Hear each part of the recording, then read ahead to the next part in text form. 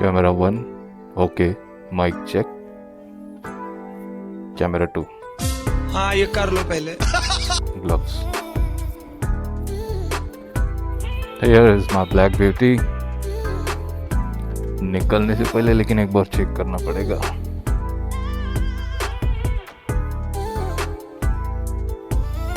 बहुत दिनों से बारिश धोखा दे रही है। लग तो नहीं रहा है बारिश होगी। चलते हैं।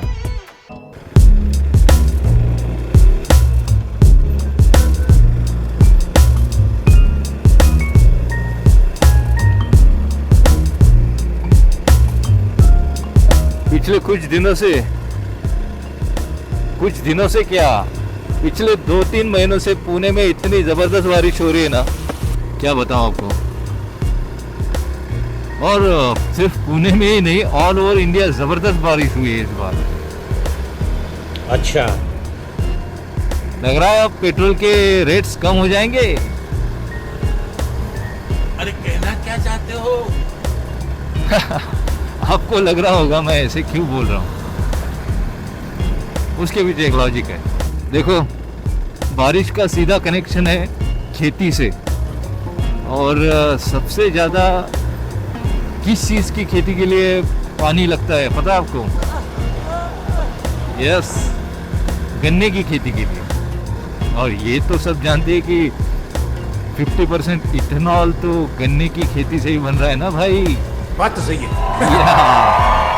हाँ, इसलिए कह रहा था मैं कि अभी पेट्रोल के रेट्स कम हो जाने चाहिए।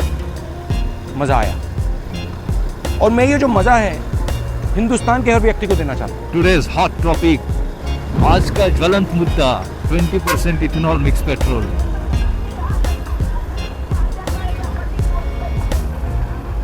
दांडिया का माहौल चल रहा है। चलो सीधा मुद्दे की बात करते हैं। आप लोगों ने सोचा होगा मैं ऐसे क्यों कह रहा हूँ। आप लोग मुझे गलत समझ रहे हैं। देखो भाई, हम लोग सब जानते हैं कि हमने किसको देख के ये आइडिया इंडिया में लाया है, या हम लोग किसको फॉलो कर रहे हैं। लेकिन हम ये नहीं सोच पा रहे कि भाई उन्होंने ऐसा करने से पहले, फॉरेन कंट्रीज ने ऐसा करने से पहले उसके पीछे बहुत सारा R&D किया है यार। ठीक है, रिसर्च किया है अपने, और उसके बाद उन्होंने जाके अपने मार्केट को रिस्ट्रक्चर किया है।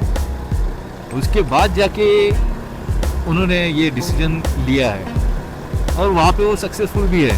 समझ गया। और हम लोग क्या कर रहे हैं, सीधा इम्प्लीमेंटेशन। और रिजल्ट का क्या, मैं जानता हूँ। मीडिया पूरा भरा है भाई इंजन इश्यूज की हेडलाइंस से, और न जाने कितने लोगों को ये प्रॉब्लम हुआ है। बहुत सारे लोगों को ये प्रॉब्लम हुआ है, मेरे साथ भी हुआ है। मेरे पास जो वो बुलेट थी जिसको मैंने लॉकडाउन में बनाया था, वो तो खैर बहुत पुरानी है, 2007 का मॉडल था, इसलिए उसमें दिक्कत आ रही है 20% मिक्स पेट्रोल की वजह से। मे भी हो सकता है वो बहुत पुरानी है, लेकिन ये जो बाइक है जो मैं अभी चला रहा हूँ 390 RC 390, इसका भी माइलेज ड्रॉप हुआ है। चलो ये तो बात होगी पेट्रोल की और मेरी इस बाइक की, जिसके बारे में बात कर रहा था मैं, कि इसमें भी थोड़े इश्यूज आ रहे हैं। और मेरी वो जो पुरानी बुलेट थी जिसको मैंने लॉकडाउन में मॉडिफाई किया था, वो भी दिक्कत दे रही है। 2 बार मैंने उसका कार्बोरेटर चेंज किया, फिर भी अब तो ऐसी हालत है कि वो चालू ही नहीं हो रही है अभी।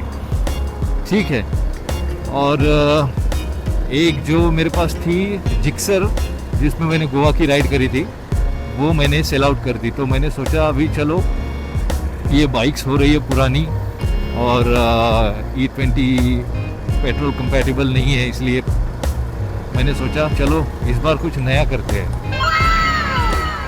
वैसे तो मैंने आज तक कोई नई बाइक या कार नहीं ली है, तो क्या नाचो मैं? तो इसी वजह से मैंने सोचा चलो कुछ नया दिखे, और मैंने 1-2 बाइक शॉर्ट लिस्ट कर ली। अब इस बार मैं जो कुछ खरीदूंगा वो ऑब्वियसली 390 या 400 या 500 सीसी से ऊपर होना चाहिए, क्योंकि 390 तो मैं अभी चला रहा हूँ। इसलिए मैंने सोचा हायर सीसी में जाते हैं, और समझ रहे हो? ये सिंगल सिलेंडर बाइक है, तो सोचा चलो अपग्रेड करेंगे।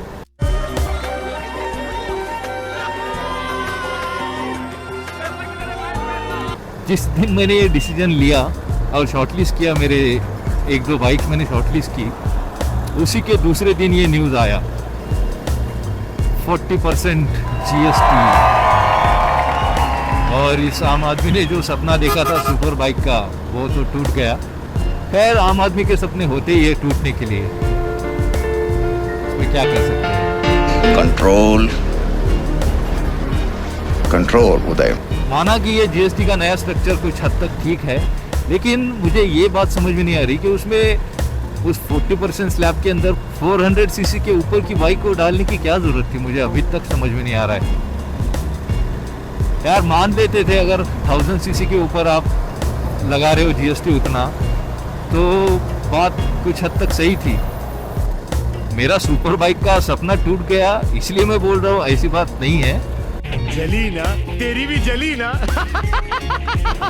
क्या आपको नहीं लगता कि पेट्रोल के प्राइस थोड़े कम होने चाहिए? आपको नहीं लगता कि हमारे पास ऑप्शन होने चाहिए E5, E10, E15 के? क्योंकि देखो यार, जो चीज़ ऑलरेडी एक्सपेंसिव थी उसको आपने 40% GST लगा के और ज़्यादा महंगा कर दिया, ठीक है।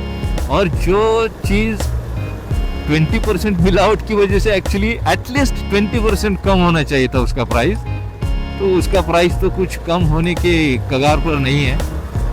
क्या बोलने का। अब देखो यार, हम लोग हैं मोटो व्लॉगर या राइडर या ट्रैवलर, जो भी आप कहो, और हम जो भी कमाते हैं उसका अच्छा खासा इन्वेस्टमेंट हमारा बाइक्स में, व्हीकल्स में, फ्यूल में जाता है।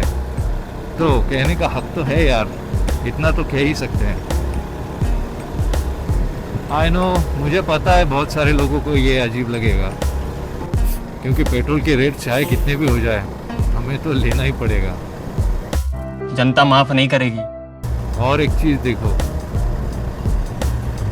देखो ये मुंबई पुणे हाईवे जो आगे जाके मुंबई को कनेक्ट करता है, और यहाँ की हालत देखो, 40% GST। आधे रास्ते के लाइट्स ही नहीं है, स्ट्रीट लाइट। यहाँ पे कुछ चालू है।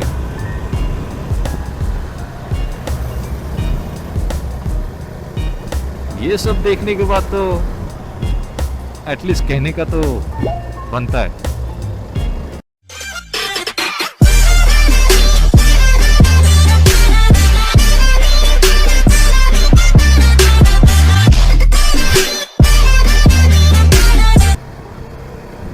Started raining man, started raining again।